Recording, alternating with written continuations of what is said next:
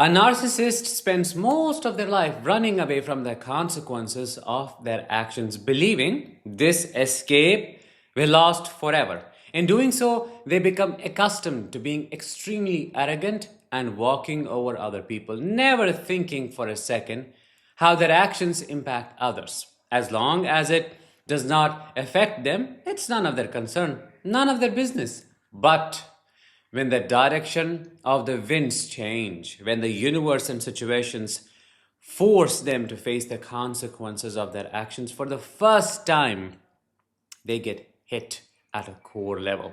They are left jeopardized, shaking and trembling, not understanding what the hell happened.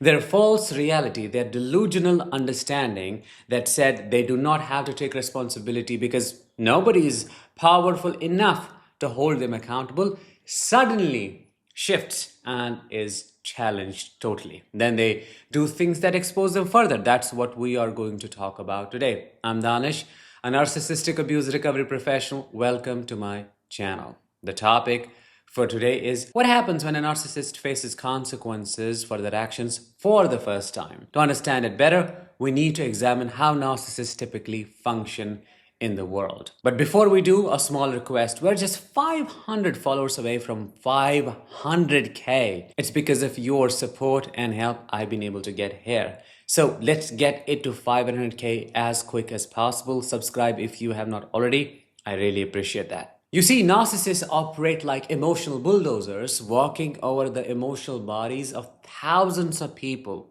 wreaking havoc and leaving a trail of destruction behind them. They do this thinking they will never be impacted, that somehow the laws of cause and effect don't apply to them. But as I always say, what goes around comes around. What you send out into the universe always finds its way back to its source. Narcissists leave destruction in their wake, convinced it will never catch up with them. They have built their entire existence on the assumption that they are untouchable, invincible, that their actions exist in a vacuum where only their needs matter. They have never had to develop genuine empathy or consider how their behavior affects others because they have never been forced to face the music, right? To face the heat. This creates a dangerous cycle where they become increasingly detached from reality, more entitled, more grandiose, and more destructive with each day passing. This is exactly what happened in my father's case. Throughout my entire childhood and into my adult years, he treated us horribly. You may already know that. And without the fear of any consequences. He fully let his monstrous self manifest and was as cruel as he could be. Never once did he think that things might take a turn one day. His assumption was that he would have control forever and ever over me and other family members. He was vulgar, vain, volatile, violent and vicious.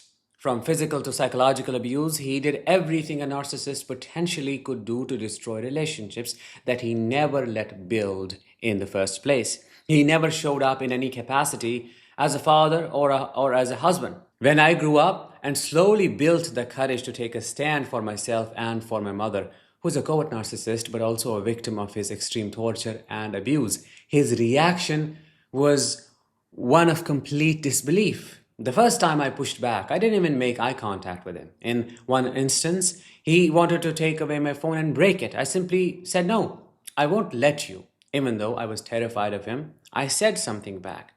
This triggered him so badly because it was the first time he was watching me begin to rise, and he unleashed the worst type of rage I had ever seen come out of him. He gave me a mark on my face that I still have today under my eye.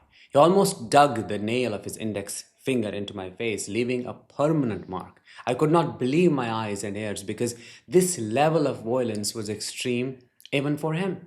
But he did not stop, and I kept evolving. It ultimately came to a point where we had a physical altercation. I was not beating him, but I was restraining him while he was beating me with wires or whatever he could get his hands on. He would use anything to beat us up, regardless of how dangerous it would be or how much it would hurt.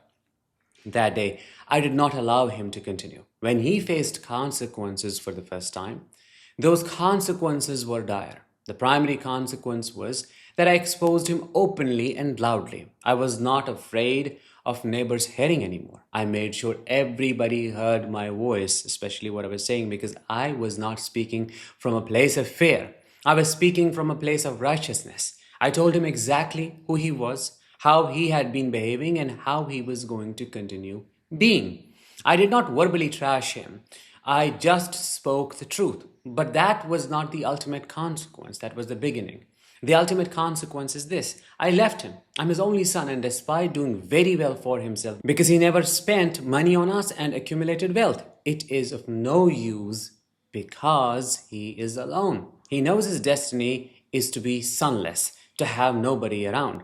I have zero contact with him. He knows I'm not coming back. He knows very well that nothing is changing in this situation, and he has completely lost me. He tried to change his demeanor after I established no contact, but nothing shifted from my side because I vowed to myself that I would try not to be there even when he dies. This is the ultimate consequence. He knows it, and he cannot seem to digest it, which has led to his ultimate meltdown, a crisis where he is consumed by the thought of who is going to take care of him. That was the only role he wanted me to play, the role of a caretaker, to be there as a container for his unraveling and chaos.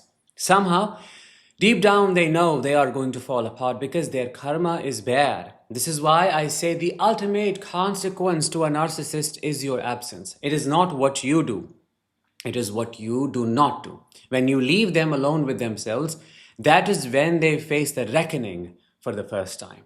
Another example that perfectly illustrates this is a narcissist whose only supply was their sister.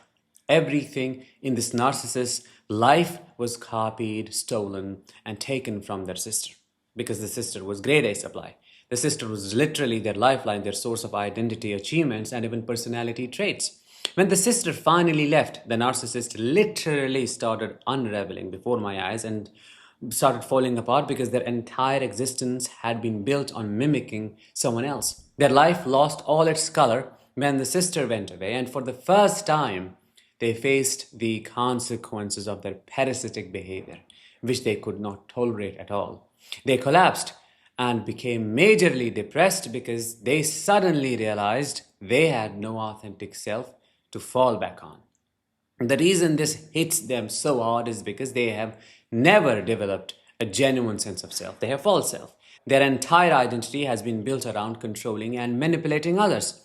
When those people are no longer available to abuse, when the supply is cut off, they're forced to confront the emptiness within themselves. They realize that all their wealth, all their achievements, all their perceived power means nothing without someone to dominate and control. This is when you see the true fragility beneath their grandiose facade. They become desperate, reaching out through flying monkeys, trying manipulation tactics that previously worked, making promises they have no intention of keeping. But once someone has truly awakened to their nature and walked away, there is no going back. The narcissist is left to face something they have spent their entire life avoiding: themselves. The most profound consequence is not external punishment or public humiliation. It is the internal collapse that happens when they can no longer escape the reality of who they are and what they have done. They have created a prison of their own making, and for the first time, they are the only one inside it. And you cannot go in to rescue them because you played no part in it. The only option you have is just let them face it. You can't do anything about it. And you have power over your healing. So take it back. And if you would like to get on my waiting list for the membership program, which I recently released, and a lot of people joined, link is in my bio. With that, let's bring this episode to an end. Thank you so much for listening. I will talk to you in the next one. Until then, as always, let the healing begin and continue.